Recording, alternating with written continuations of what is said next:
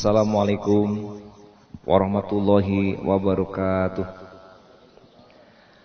Alhamdulillah huwallazi arsala rasulahu bil huda wa dini haqq liyudhhirahu 'alad dini kullih walau karihal musyrikun walau karihal munafikun wa kafa billahi syahida.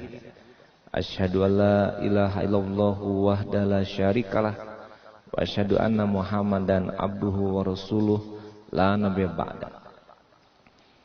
Mari kita bersyukur kepada Allah di mana pagi yang cerah kita bisa duduk bersila bersama dengan keadaan sehat walafiat, dengan pikiran jernih, dengan kekuatan yang prima, energi yang cukup untuk bekerja. Semuanya patut kita syukuri sebagai bagian dari hamba-hamba Allah yang berterima kasih atas nikmat yang diberikan oleh Allah. Kemudian salawat salam kepada Nabi kita Muhammad Rasulullah Sallallahu Alaihi Wasallam. Bapak Ibu yang saya hormati dari PSDA Provinsi Sumatera Barat dan juga Biro Organisasi dan hadirin semua yang berbahagia. Dalam kesempatan ini kami ingin menyampaikan tentang hidup di dunia untuk apa. Jadi kalau Bapak Ibu kita coba pikir, introspeksi, evaluasi diri, ngapain kita hidup? Belajar, dapat ilmu, oke. Terus buat apa? Bisa lulus sampai kemudian melanjutkan kuliah. Jadilah sarjana. Kemudian buat apa pula? Oh kerja, dapat kerja. Kemudian apa? Uang dapat. Untuk apa pula? Makan dan minum. Beli mobil, beli rumah. Terus dia bekerja, dia dapati uang untuk kemudian juga untuk makan, minum, memfasilitasi dirinya dengan kendaraan beli dan sebagainya. Apakah cuma sekedar itu kita hidup? Nah, Bapak Ibu yang saya hormati, kalau kita lihat dalam Al-Quran, Allah berfirman, "Wa ma khalaqtul jinna wal ins illa liya'budun." Jadi sebetulnya kalau ditanya apa visi manusia hidup, maka jawabannya Allah berfirman, dan tidaklah diciptakan jin dan manusia kecuali tujuannya beribadah kepada Allah. Nah jadi kalau yang tadi diawali dengan belajar, apa gunanya ibadah? Melanjutkan sampai kuliah dapat S1 buat apa? Ibadah. Dapat ilmu bekerja, ibadah. Kerja dapat uang juga ibadah. Beli mobil, beli rumah, untuk makan minum juga ibadah. Jadi bedanya orang Islam dengan yang lain mungkin, kita menjadikan dasar dari perbuatan 24 jam kehidupan kita ini, yaitu dalam rangka ibadah. Inna sholati wa nusuki wa mahyaya wa mamati lillahi rabbil alamin. Ibadah. Sholatku, tata cara ibadatku, hidupku, matiku. Jadi 24 jam ibadah. Mau kerja ibadah, cari uang ibadah, belajar ibadah, berkeluarga, suami istri, anak pun di rumah beribadah. Ibu-ibu ke dapur beribadah juga. Ke kamar mandi, keluar kamar mandi ada doanya, ibadah. Mau tidur ibadah juga karena ada doanya. Nah jadi hidup untuk apa? Untuk kita mencari ridho Allah dalam rangka ibadah. Nah, jadi Bapak Ibu, gimana kelebihannya? Kalau kita ibadah dasarnya, dapet sadunya. Tapi kalau piti yang awak aja, ibadah narape. Contoh, piti awak aja, kironyo dapet sakete, berang-berang, kecewa, marah-marah, sedih, frustrasi, dia karena piti kete dapet. Karena dia tidak mendasar dengan ibadah. Sebaliknya, piti banyak dapat.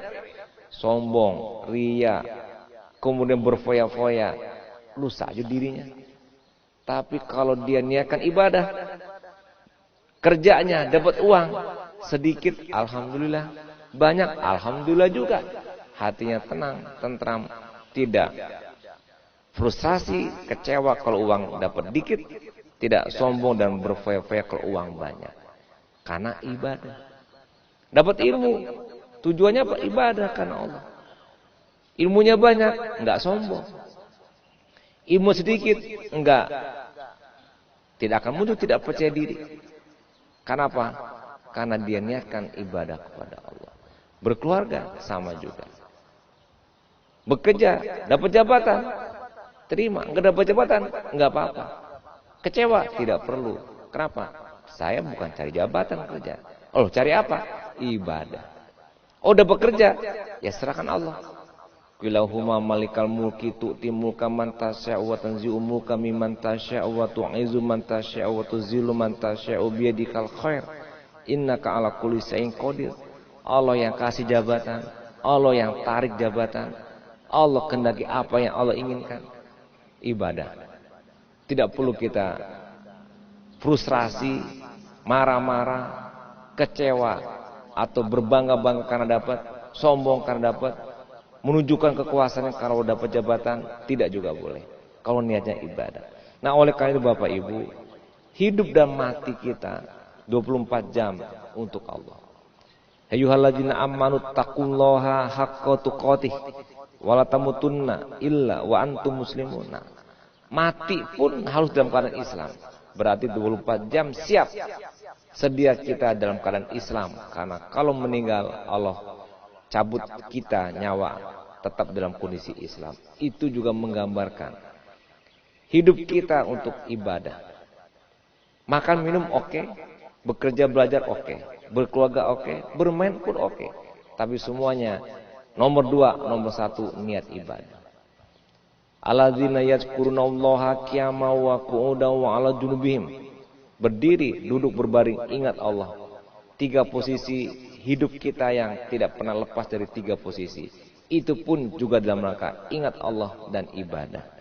Nah, Bapak Ibu yang saya hormati, dalam surah Al-Mulk ayat 2 disebutkan Allazi khalaqal mauta wal hayata liyabluwakum ayyukum ahsanu amala wa huwal azizul ghafur. Allah menjadikan kematian dan kehidupan, dan Allah ingin menguji siapa di antara mereka yang lebih baik amalannya. Jadi Bapak Ibu, yang penting amalannya dalam rangka ibadah. Itu yang nanti menjadi penentu kebaikan kita di dunia dan juga kebaikan di akhirat. Jadi amalan. Kemudian juga harapan kita ingin bertemu kepada Allah dalam sebuah hadis. Man ahabba liqa'allahi ahabballahu liqa'ahu wa man kariha liqa'allahi karihallahu liqa'ahu. Hadis riwayat Muslim. Barang siapa yang ingin merindukan bertemu dengan Allah. Jadi kita bertemu dengan Allah dalam konteks nanti kalaupun kita meninggal, kita yang mencintainya, menjumpainya, maka kita pun akan mendapatkan kebaikan darinya. Jadi Bapak Ibu yang saya hormati, itulah tujuan kita hidup ini. Beribadah, ingin bertemu Allah, meningkatkan amal soleh kita, sehingga menjadi bekal hidup kita di dunia dan di akhirat. Nah Bapak Ibu, kita lihat kenyataan keseharian. Ternyata manusia hidup tuh ada yang memang ingin senang-senang dan ingin makan minum dan ingin foya-foya. Dalam surat Muhammad ayat 12. Walladzina kafaru yatamatta'una wa yakuluna kama ta'kulul an'amu wan naru maswal lahum. Orang-orang kafir, dia bersenang-senang, mencari kehidupan yang foya-foya, hura-hura di dunia, dan mereka makan makanan dengan nafsunya seperti binatang, dan tempat mereka adalah neraka jahanam. Na'udzubillah min zalik.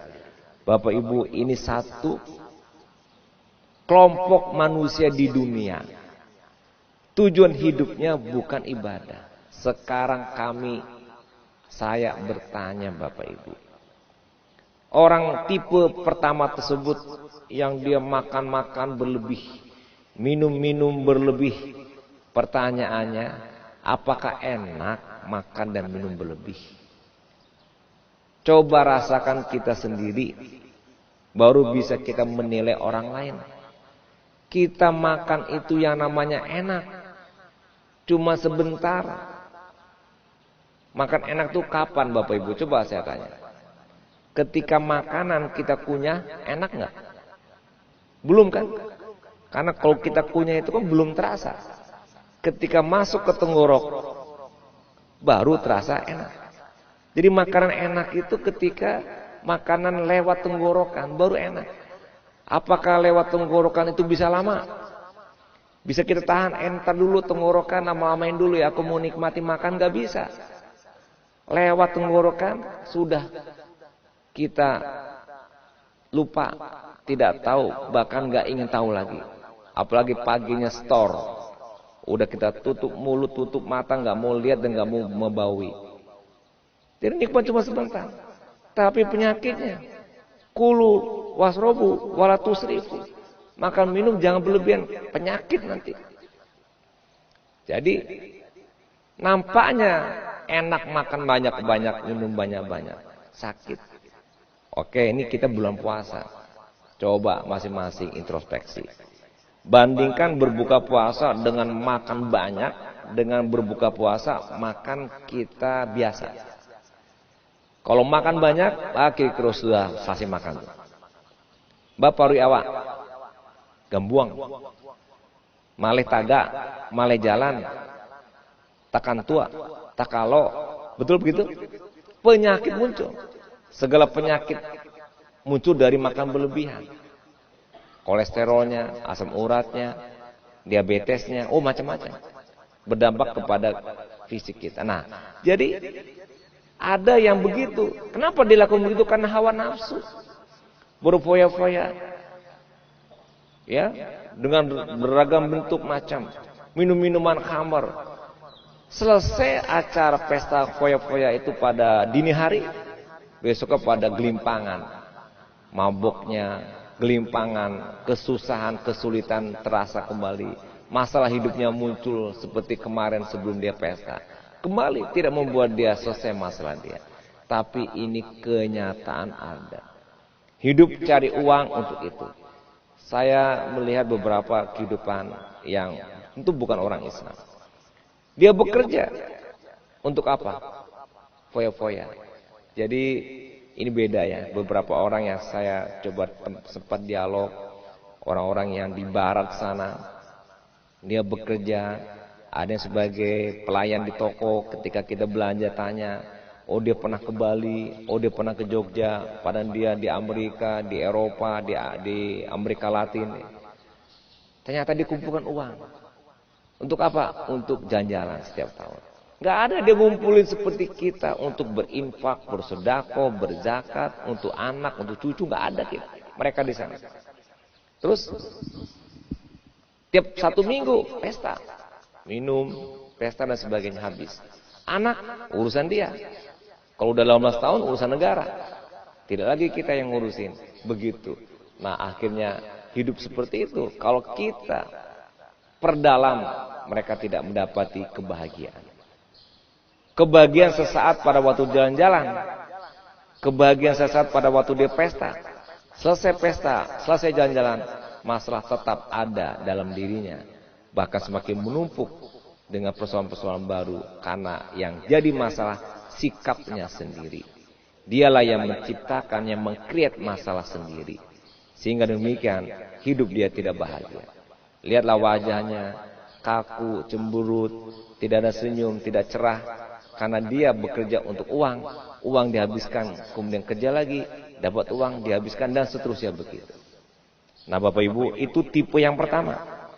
Tipe yang kedua, ada juga orang sering memfitnah, melakukan kejahatan. Kerjanya buat jahat.